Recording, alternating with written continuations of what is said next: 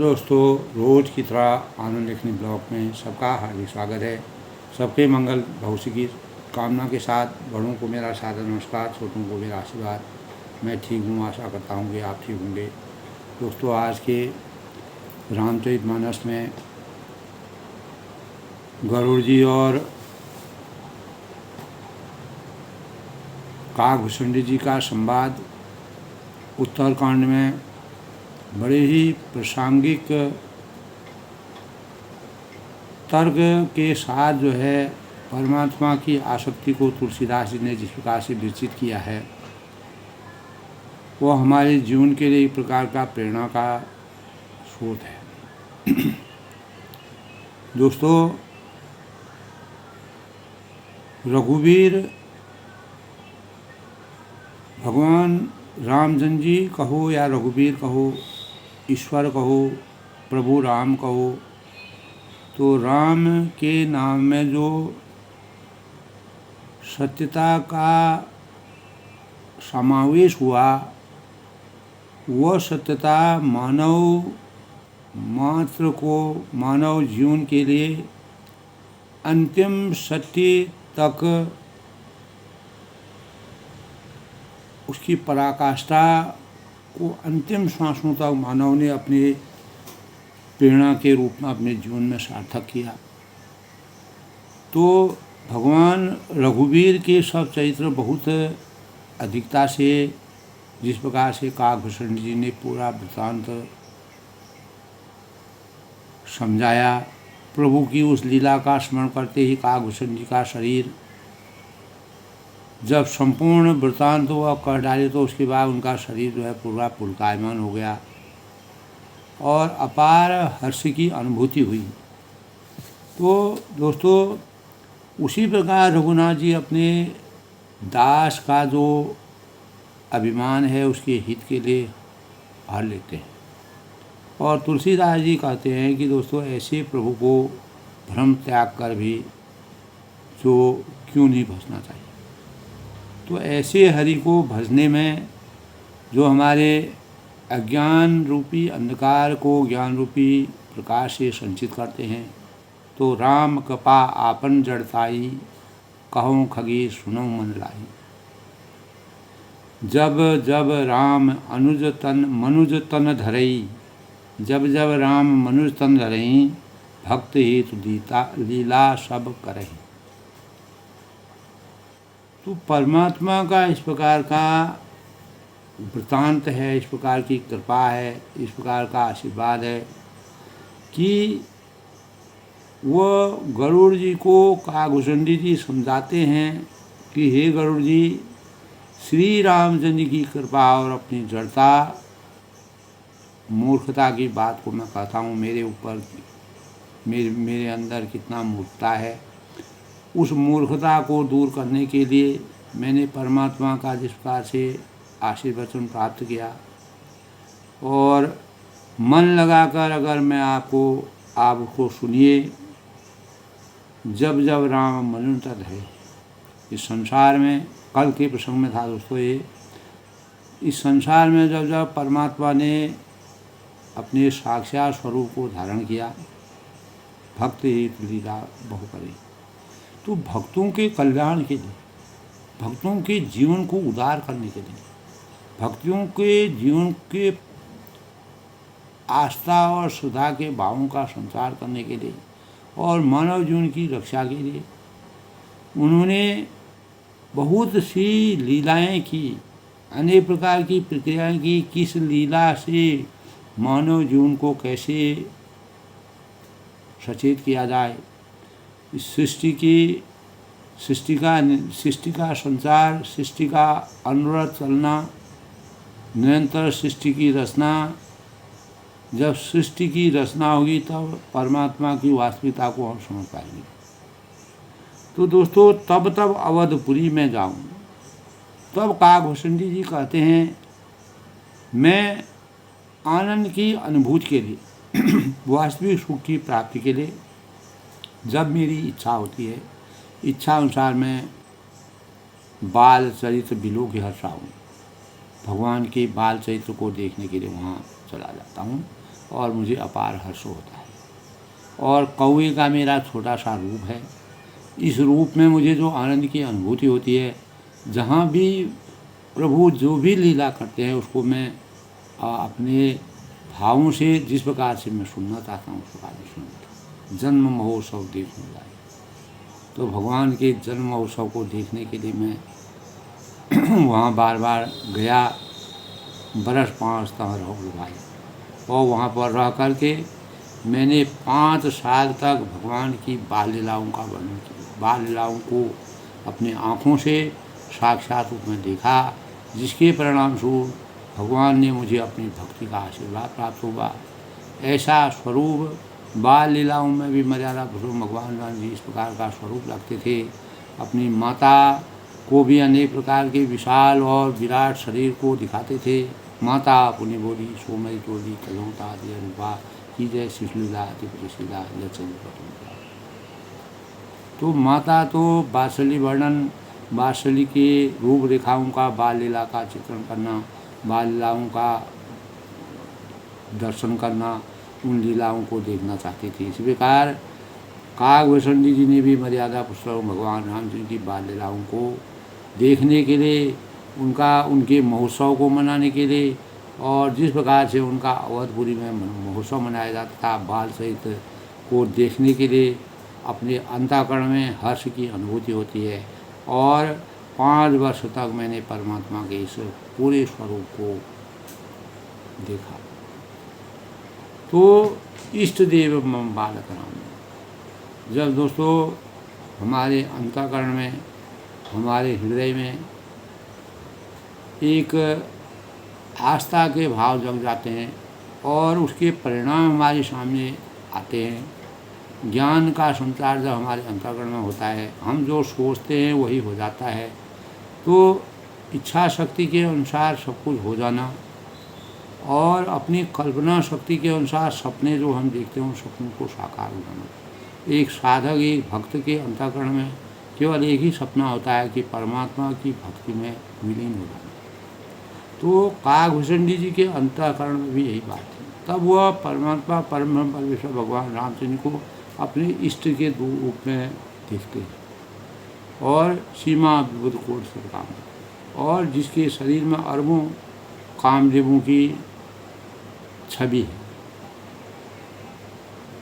एक कामदेव नहीं, हजारों अरबों कामदेवों की छवि के स्वरूप ऐसे परमात्मा को देखने के लिए मुझे इतना बड़ा अवसर मिला, उनका आशीर्वाद था। तो परमात्मा का जब आशीर्वाद होता है तभी कोई व्यक्ति परमात्मा के नज़दीक जाता है। निज प्रभु बदन निहार निहार। तो परमात्मा के अपने प्रभु को कागभूषणी कहते हैं। मैं देख देख करके सुफल यानी लोचन सुफल करहूँ पुरगारी, अपने नेत्रों को सफल करता हूँ। नेत्रों के अपार भावों का संचार होता है और नेत्रों से उनके अपने नेत्रों से देख करके उनकी छवि को, उनके आभा को, उनके स्वरूप को, उनके विशाल शरीर का आनंद जब लेते हैं तो उनका शरीर पुलकायमान हो जाता है। और लघु बायस बपू धरी हरि संग देखूँ बाल सहित बहुरंगा। तब वो कहते हैं छोटे से कौवे का इतना छोटा सा कौवे का रूप धारण करे, लघु बायस बपू धरी हरि संग। भगवान के नज़दीक जाने के लिए, भगवान के समीप जाने के लिए मैं छोटा सा कौवे का रूप धारण करके भगवान के साथ फिर कर अनेक भांति भांति के जो है देखूँ बाल सहित बहुरंगा, उनके विभिन्न प्रकार के रंग बिरंगे बाल सहित का देख करके अप्रतिम आनंद की अनुभूति मेरे अंतःकरण में होती है। तो लड़काई जहाँ जहाँ फिरई तहाँ तहाँ संग बुझाए। और लड़कपन में जब उनका लड़कपन हुआ, जहाँ जहाँ वो फिरते थे, जहाँ जहाँ वो जाते थे, वहाँ वहाँ मैं सार उठता था। और आंगन में जूठे नहीं पड़े अजीर महो तो उठाए करी खा, और जो आंगन में उनका जूठन पड़ा रहता था वही मैं उठाकर खाता था। वही दोस्तों वास्तविक परमात्मा के स्वरूप को प्राप्त करने के लिए कौवे के रूप में धारण करके काकभूषणी ने जो ज्ञान का पिपासु बन करके संसार जगत को अचंभित कर दिया, आश्चर्यचकित कर दिया, और प्रभु किस रूप में किसको किस प्रकार का वरदान देते हैं, ये परमात्मा की आसक्ति बढ़ने पर। तो इसी प्रकार हनुमान जी को ज्ञान प्राप्त हुआ दोस्तों। हनुमान जी को भगवान का जिस रूप में हनुमान जी जब जब परमात्मा का नाम लेते थे तो उनके सब कार्य सफल हो जाते थे। तो एक बार अतिशय सब चरित किए रघुवीर, सुमिरत प्रभु लीला सोई पुलकित भयउ सही। तब एक बार श्री रघुवीर के सब चरित्र बहुत ही अधिकता से किए और प्रभु की उस लीला का स्मरण करते ही काकभूषण जी का शरीर जब उन्होंने सब लीलाओं को देखा, उनके परिवेश को देखा और उनके शरीर को देखा, उनकी अनेक प्रकार की लीलाओं, रंग बिरंगी लीलाओं को देखा, तो काकभूषण जी पूर्ण रूप से ज्ञान के भंडार के रूप में अवतरित हुए और शिवजी तक हंस के रूप में आकर के उनके सत्संग में बैठते हैं, उनका सत्संग सुनते हैं और पशु पक्षी के रूप में आकर के उन्होंने उनका संवाद, उनका सत्संग सुना। तो काकभूषण जी को जो परमात्मा का आशीर्वाद था वह दोस्तों अपार था। और ऋषि के श्राप के पश्चात काकभूषण जी ने कौवे के रूप में जिस प्रकार से रामचरितमानस में पूर्ण काकभूषण जी का जो वर्णन किया गया है, उस वर्णन का जो सचित्र वर्णन है वह वास्तव में जो है एक पशु पक्षी के स्वरूप में परमात्मा किस रूप में हमको विराजमान होते हैं, वही काकभूषण जी उस कौवे के वेश में कहाँ कहाँ जाते होंगे, क्या क्या देखते होंगे, इस संसार की लीलाओं को देखते होंगे। जो परमात्मा के परम भक्त हैं तो उनको हर प्रकार का ज्ञान उनके अंतःकरण में समाहित होता। ज्ञान का अवतार उनको कहा गया, प्रभु की भक्ति के सच्चे उपासक काकभूषण जी। इसीलिए गरुड़ जी ने अपनी मोह भंग करने के लिए, संदेह के लिए, संशय को समाप्त करने के लिए अनेक बार इधर उधर विचरण करके अंततः गत्वा वह काकभूषण जी के शरण में गए। उनके लंबे समय तक चलने वाले सत्संग का जब उन्होंने आश्रय लिया तो उसमें उस आश्रय को जैसे उन्होंने वहाँ पर ऐसी परिस्थिति जहाँ पर चारों पर्वतों के बीच में सुंदर सरोवर तालाब, जो तालाब अनेक प्रकार की जड़ यानी रत्नों से जड़ा हुआ इतना सौंदर्य तालाब था, उसमें पवित्र जल था। उस जल का सेवन करके और उस जल को पी करके उन्होंने अमृत के समान जल को पी करके काकभूषण जी के सत्संग का सानिध्य लिया, जिसके परिणाम उनको ज्ञान की वास्तविक रुचि उनके अंतःकरण में विराजमान। तो दोस्तों ये जो है कल के प्रसंग की बात है जिसमें काकभूषण जी ने परमात्मा का कैसे कैसे आशीर्वाद प्राप्त किया। तो इससे पहले दोस्तों आज के पंचांग की शुरुआत करते हैं। आज दोस्तों 9 सितंबर 2024 भाद्र मास के शुक्ल पक्ष की षष्ठी तिथि का संयोग है और शुभ योग आज है दोस्तों विशाखा नक्षत्र है और चंद्रमा जो है तुला राशि में प्रवेश करेंगे आज दोस्तों। आज सोमवार का दिन भगवान शिव का दिन है। चंद्र और शिव की आराधना पूजा करने का दिन है। आज के शुभ मुहूर्त की बात करें तो अभिजीत मुहूर्त दोस्तों 11:59 से 12:48 तक और अमृतकाल आज 8:20 से 10:06 तक। आज का ब्रह्म मुहूर्त दोस्तों 4:39 से 5:27 तक। आज के राहु काल की बात करें तो 7:37 से 9:11 तक किसी प्रकार के शुभ कार्यों को करना वर्जित माना गया है। आज का सूर्योदय 6:03 पर और सूर्यास्त जो है 6:33 पर। इस प्रकार दोस्तों आज के शुभ पंचांग का सहयोग है। आज दोस्तों और सोमवार का दिन है दोस्तों। सोमवार की प्रकृति सम मानी गई है। भगवान शिव चंद्रदेव को यह दिन समर्पित है और यह सप्ताह का प्रथम दिन माना गया है। अनेक प्रकार के शुभ कार्यों की शुरुआत का दिन सोमवार है।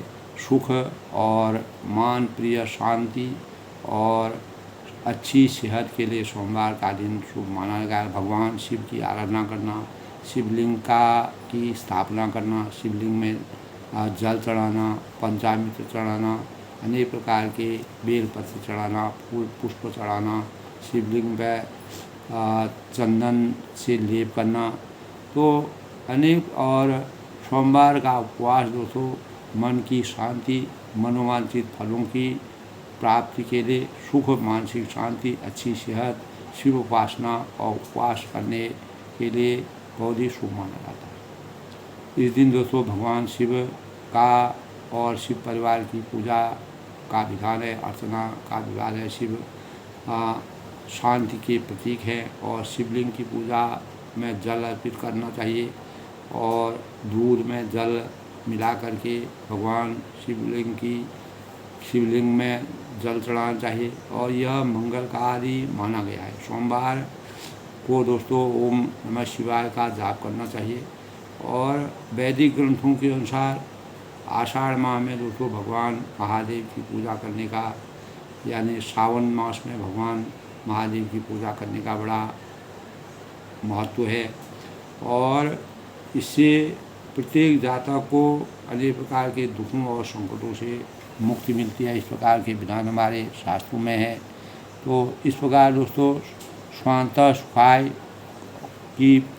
के कारक भगवान शिव हैं और इस सभी देवताओं में दोस्तों शिव सर्वाधिक कल्याणकारी माने गए हैं। मंगल करता है, विध्वंस करता है। शिव के संबंध में शास्त्रों में और वेदों में अनेक प्रकार के भाव मिलते हैं। सृष्टि में जब कुछ नहीं था तब शिव ही एक रूप में थे और प्रलय के बाद भी शिव ही शेष रह गए। इसीलिए सत्यम शिवम सुंदरम कहते हैं। शिव अनादि और अनंत है दोस्तों। सृष्टि का प्रारंभ शिवलिंग की स्थापना से होता है और इसीलिए मर्यादा भगवान रामचंद्र जी रामेश्वरम में जो है जब रावण से युद्ध करके विजय प्राप्त करके वो लौट रहे थे तो सेतु के जहाँ उन्होंने सेतु बांधा था उसी के पास रामेश्वरम में शिवलिंग की स्थापना की थी। आज भी आराधक वहाँ पर जाते हैं। तो उपनिषद में दोस्तों एक स्थान पर कहा गया है तमी शरणां परम महेश्वरं तं देवा ताम परम तं देवा देवतानां परम च देवतां और पतिनां परम प्रसादात चिदाम देवं भूमि स्वमीश। यानी सृष्टि में जब कुछ नहीं था शून्य व्यापक था, उसमें ब्रह्मांड में केवल अंधकार फैला हुआ था। तो शिव ही सूर्य की उत्पत्ति कर दिन और रात की रचना करके ब्रह्मा कहलाए। इसीलिए दोस्तों वैज्ञानिक और धर्म और विज्ञान के संबंध में आप जब चर्चा करते हैं तो उसमें भगवान, इसीलिए हम आध्यात्म को इतना मानते हैं कि विज्ञान की जब उत्पत्ति ही नहीं हुई थी तो उससे पहले भगवान ने सृष्टि की उत्पत्ति की और सूर्य की उत्पत्ति कर रात दिन की रचना परमात्मा के हाथ। इसीलिए परम शक्ति है, उसको हम नकार नहीं सकते हैं और विज्ञान की पराकाष्ठा भी है। तो हम जो जहाँ से हमारी सृष्टि का निर्माण हुआ उसके अनुसार हम आध्यात्म को और धर्म को भुला नहीं सकते हैं। तो धर्म और विज्ञान दोनों एक दूसरे के पूरक इसलिए कहे जाते हैं।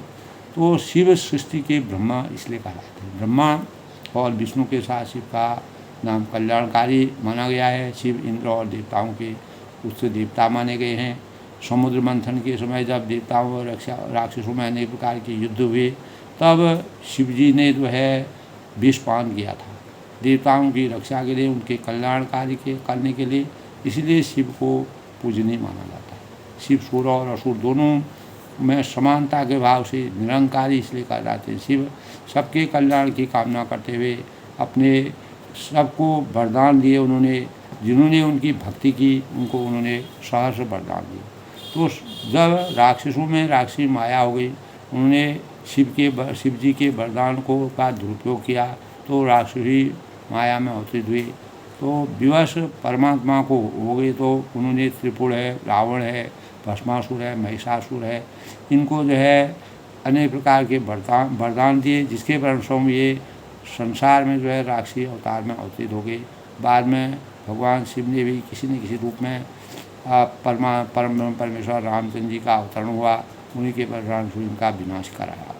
तो प्राचीन वेदों में, ग्रंथों में आदि में शिव का विस्तृत वर्णन विस्तार से मिलता है। दोस्तों, भारत ही नहीं, भारत के अनेक देशों में भी शिव की पूजा करने का विधान है और विश्व में शिव जी की पूजा सबसे प्राचीन और मंगलकारी कही जाती है। शिव को सगुण और निर्गुण दोनों रूपों में माना जाता है।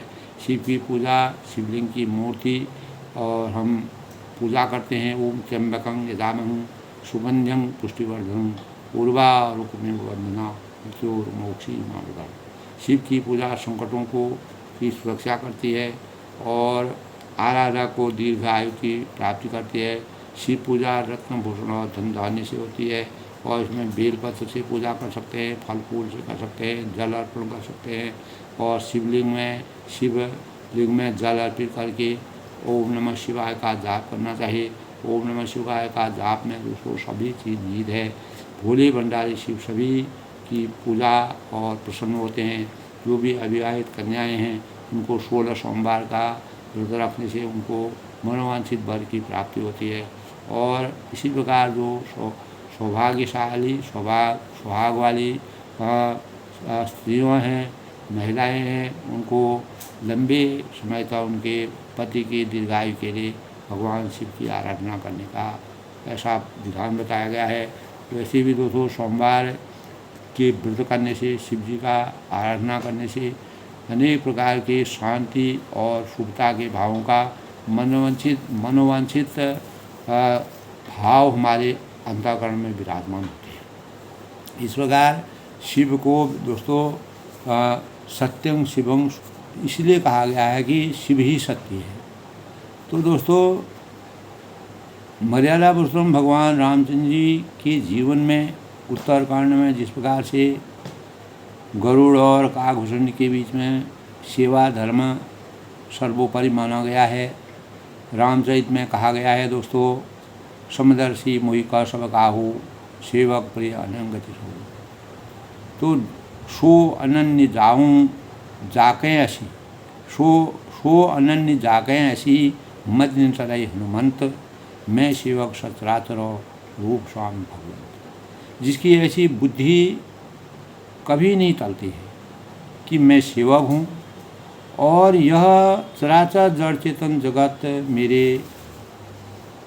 मेरे स्वामी भगवान के रूप में अनन्य है। यही भाव काकभूषण जी के अंतःकरण में, जिस प्रकार हनुमान जी के अंतःकरण में ऐसे भावों का संचार हुआ, यही भाव काकभूषण जी गरुड़ जी को समझाते हैं।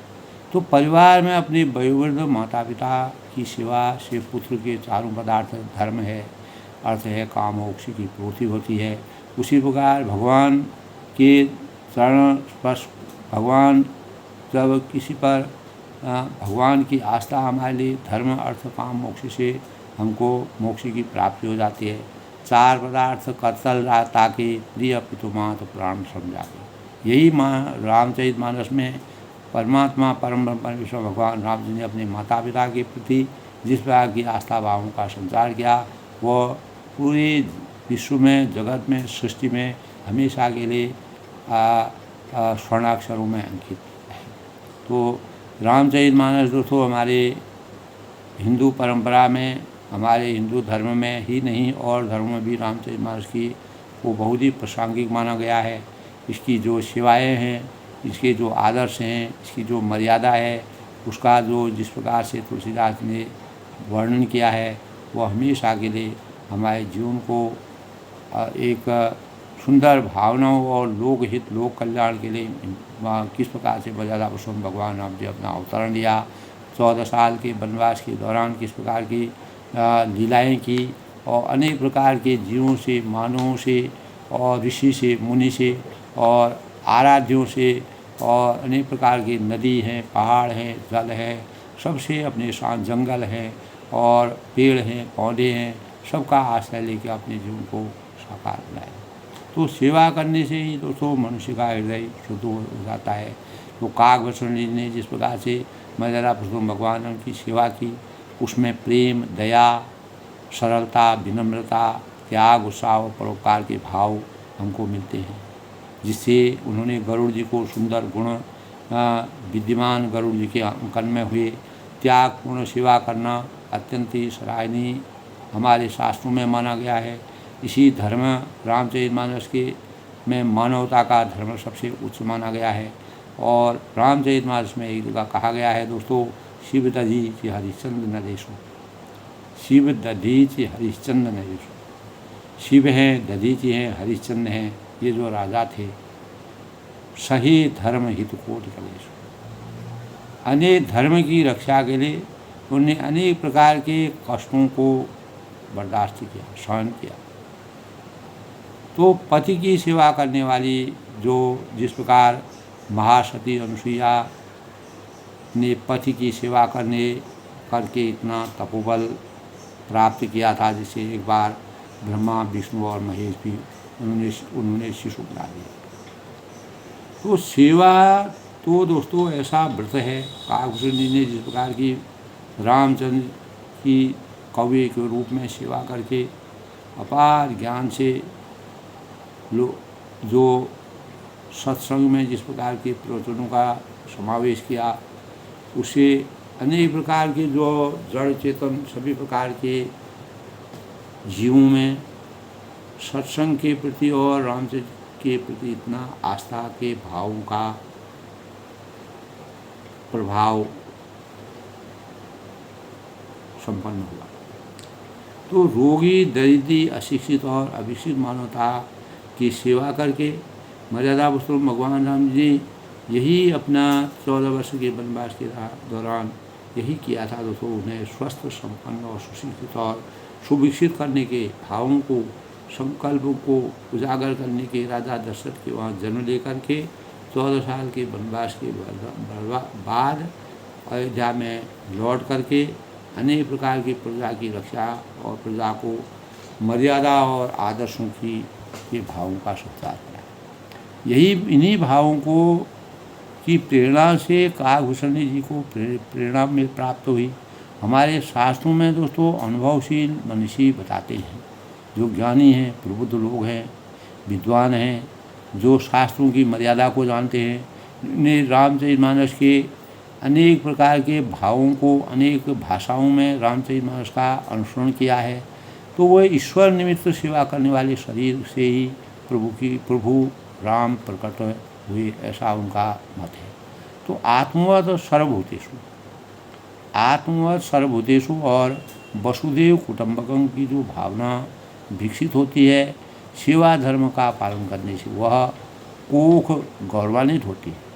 जिस कोख से ऐसे लोग उत्पन्न होते हैं, ऐसे लोग जो संसार में एक कौवे के रूप में काकभूषण जी ने जिस प्रकार से 100,000 जन्मों तक जो है कौवे के रूप में उनको वही जीवन रामचंद्र की भक्ति के लिए सबसे सुगम लगा, तो जिससे वह अद्वितीय मानव की रचना के भावों का ज्ञान प्राप्त करने में सार्थकता उन्होंने प्राप्त की। तो दोस्तों यही हमको रामचरितमानस की पराकाष्ठा का सबसे बड़ी सीख मिलती है। हम अनेक प्रकार की शिक्षाएं लेते हैं, ज्ञान लेते हैं, अपने ज्ञान को परिमार्जित करते हैं और उस ज्ञान की वास्तविकता को यही मोक्ष है। दोस्तों भारतीय संस्कृति में मोक्ष को जीवन का चरम लक्ष्य स्वीकार किया गया, क्योंकि मोक्ष का अर्थ है पुनर्जन्म था आवागमन के चक्र से मुक्ति प्राप्त, आत्मा और परमात्मा में विलीन हो जाना। तो आत्मा अजर, अमर और परमात्मा का ही अंश है। तो जो शरीर बंधन का कारण है, और मनुष्य जब इस तथ्य को जान लेता है तो वह सांसारिक विषयों में अपना ध्यान हटाकर परमात्मा की ओर लगता है। तो ज्ञान, भक्ति एवं कर्म मोक्ष प्राप्ति के साधन। उपनिषदों में मोक्ष संबंधी विचारधारा का सम्यक विश्लेषण मिलता है।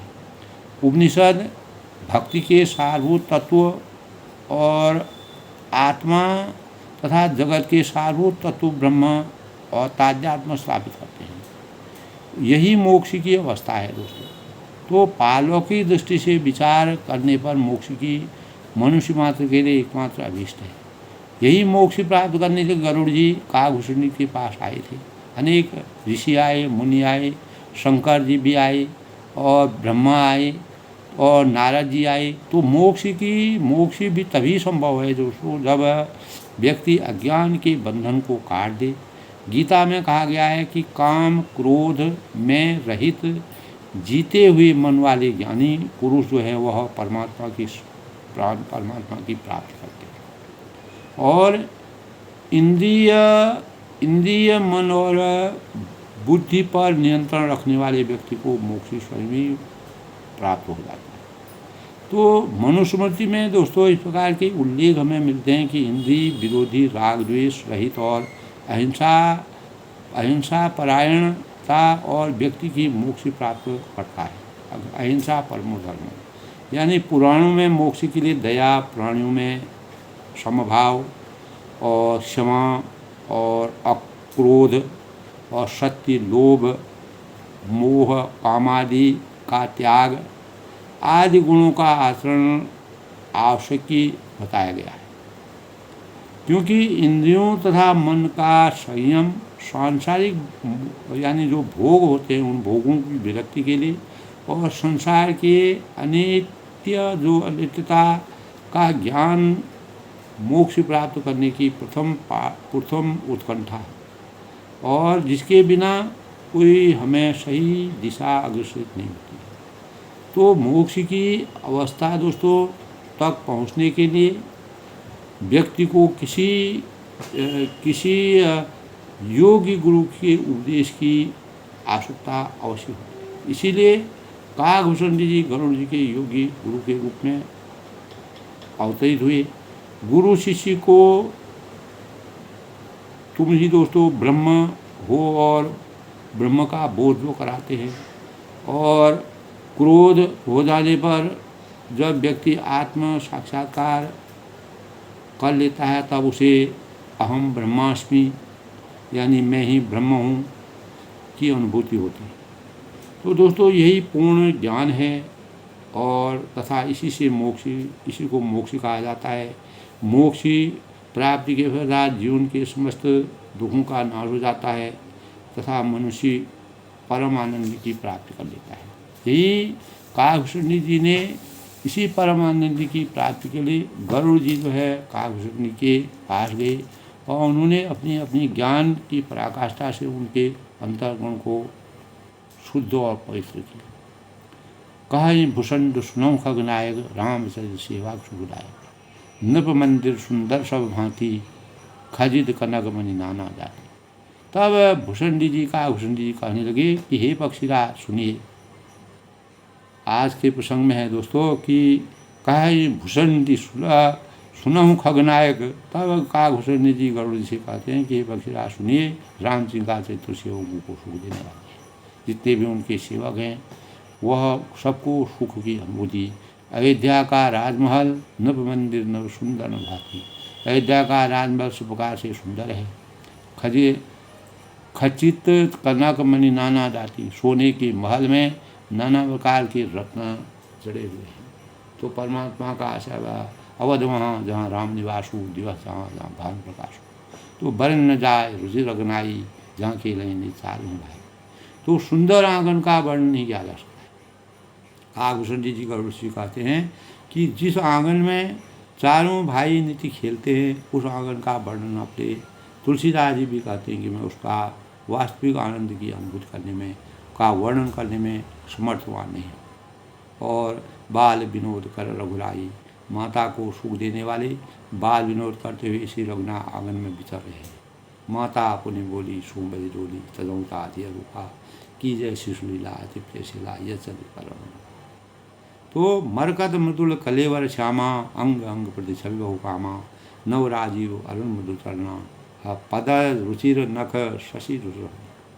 तब मरकत मणि के समान हरिताभ श्याम और कोमल शरीर है उनका, और अंग अंग प्रतिछवि बहुकामा, और प्रत्येक अंग प्रत्यंग में बहुत से कामदेवों की शोभा चाहिए। कामदेव शोभा के सबसे बड़े प्रतीक माने जाते हैं, लेकिन परमात्मा जो है उन प्रतीकों के भी प्रतीक हैं।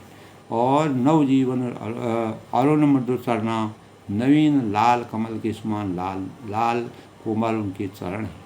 उन चरणों को सुंदर अंगुलियों हैं और न उनकी ज्योति और चंद्रमा की कांति को भी हाथ में।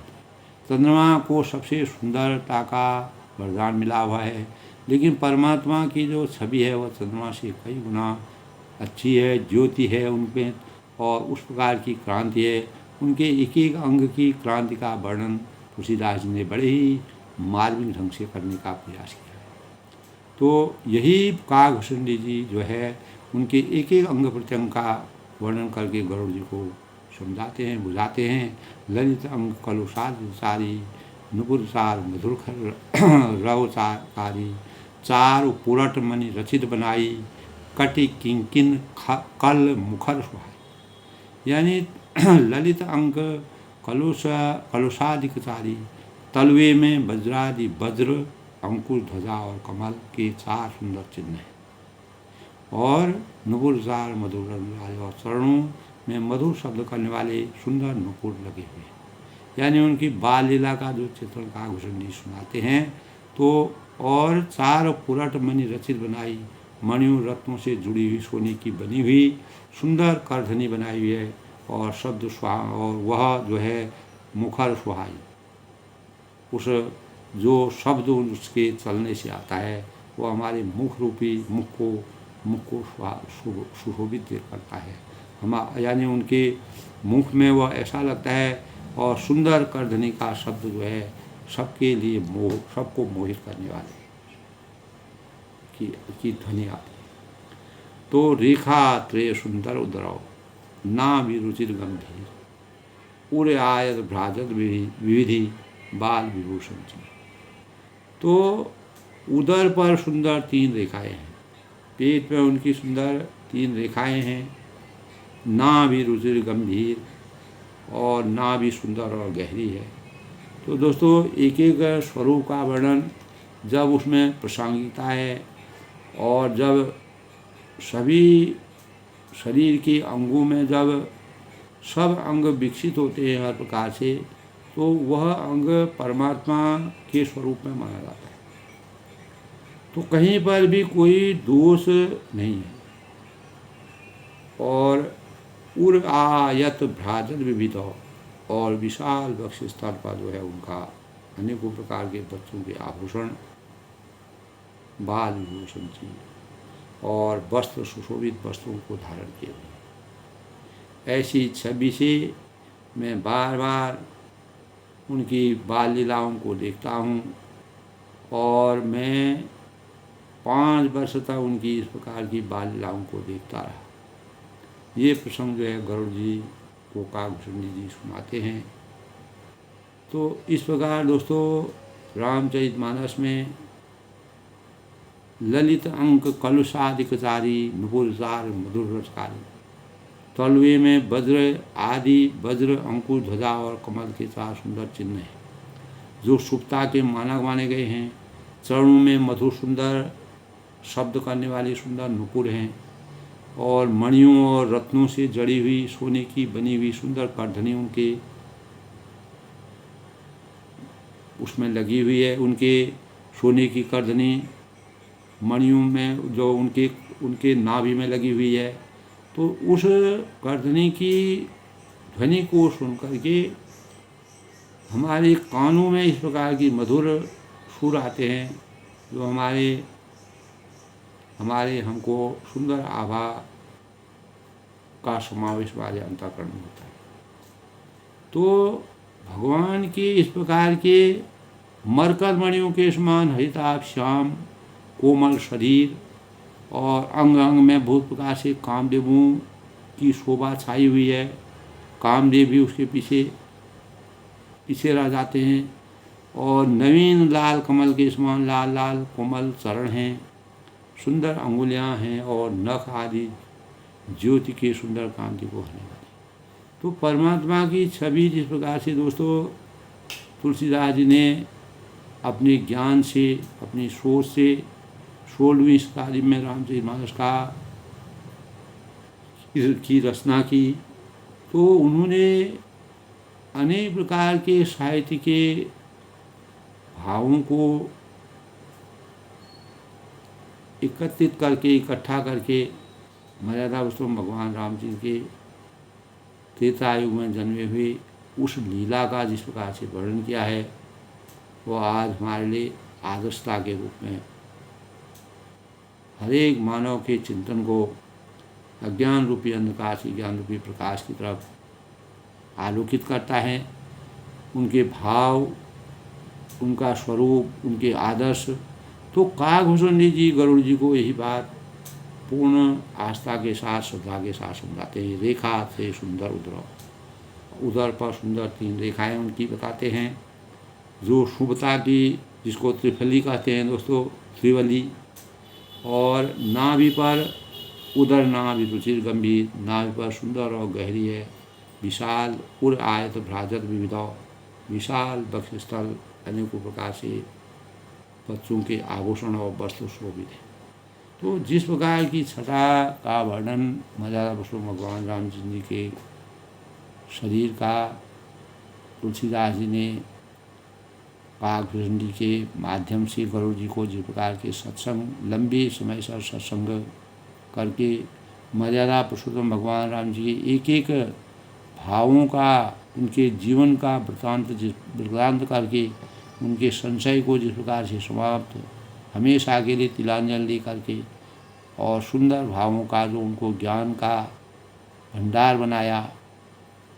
और गरुड़ा जो पक्षीराज गरुड़ जो है वह धन्य हो गए और उन्हें मोक्ष की प्राप्ति हो गई काकभूषण जी के आश्रय से। काकभूषण जी ने उनका अनेक प्रकार से सम्मान किया और मर्यादा पुरुषोत्तम भगवान राम जी के संपूर्ण जीवन वृत्तांत का जो रहस्य उनको सुनाया, वह किसी और को ज्ञान नहीं था। उन्होंने गरुड़ जी को बड़े ही आत्मभावों से और शुभता के साथ और उनके अंतःकरण में परमात्मा के प्रति जो भक्ति के भावों का संचार किया, वो हमेशा के लिए हमको एक पक्षियों से भी हमें किस प्रकार के प्रेरणा के स्रोत, परमात्मा का आशीर्वाद पक्षियों पर भी, किसी भी जीव में, चर अचर सभी में हो सकता है, यह ज्ञात हमको रामचरितमानस से होता है। रामचंद्र की माया विचित्र है, ताको प्रभु को जो अगम नहीं, जा पर तुम अनुकूल, तो प्रताप बढ़वा नहीं, जा सके खलतूल। तो भगवान की अगर आशीर्वाद जिन पर होता है, उनके लिए इस संसार में कोई भी चीज़ असंभव नहीं है, सब संभव है। और तो प्रताप बढ़वा नहीं, आप बढ़वाना दैहिक भौतिक ताप, 3 प्रकार के जो ताप होते हैं, उन तापों को समाप्त करने के लिए आप क्या केवल भाव चाहिए, तो हम किसी भी इस प्रकार के गरुड़ जी को तीनों प्रकार के तापों से उनका हमेशा के लिए उनको मोक्ष की प्राप्ति की, उन तापों से विरत करके उनको जो है ज्ञान की प्राप्ति जिस प्रकार काकभूषण जी से हुई, तो उन्होंने अपार ज्ञान किया, ज्ञान का आशीर्वाद प्राप्त किया। आज के प्रसंगित में सो अपनी वाणी को विराम देते हुए, तो परमात्मा की आस्था और भक्ति मानव जीवन के कल्याण का सबसे बड़ा सोपान है। तो हमें मन, वचन और कर्म से अपने कर्म में प्रतिबद्ध होकर के परमात्मा की आसक्ति को अपने हृदय में अंकन करना चाहिए। उसी के अनुसार, उन्हीं के अनुसार अपने जीवन को चरितार्थ करना चाहिए। यही हमारे जीवन के लिए, आज के युग के लिए, कलिकाल के लिए परमात्मा का केवल उनके जो भाव हैं, अगर उनके भावों का भी हम अपने अंतःकरण में मनन करें तो हम कलयुग में भी दोस्तों सत्युग का जैसा आभास कर सकते हैं। केवल हमारे अंदर परमात्मा की शक्ति और भक्ति के भावों का संचार अगर होगा, जिस प्रकार कालभूषण ने गरुड़ जी के चिंतन को जगाया, उसी प्रकार हमें उनसे प्रेरणा लेनी चाहिए और उसी के अनुसार अपने जीवन को चरितार्थ करके साकार रूप में अवतरित होकर के मानव जीवन को बहुत ही स्वच्छता के साथ यापन करके अपने जीवन को प्रासंगिक करके सुफल जीवन की कामना करनी चाहिए। सबके मंगल भविष्य की कामना के साथ मैं सबके उज्जवल भविष्य की कामना करता हूँ। मर्यादा पुरुषोत्तम भगवान राम की आस्था और उनके आदर्श, उनकी मर्यादा, उनके संस्कार हमारे जीवन में जो आने वाली पीढ़ी है उनके जीवन में निरंतर आए, वो उन्हीं भावों से अपने जीवन को आगे बढ़ाए और देश, अपने समाज और देश और स्वयं की उन्नति करके मानव धर्म को आगे बढ़ाने का प्रयास करें।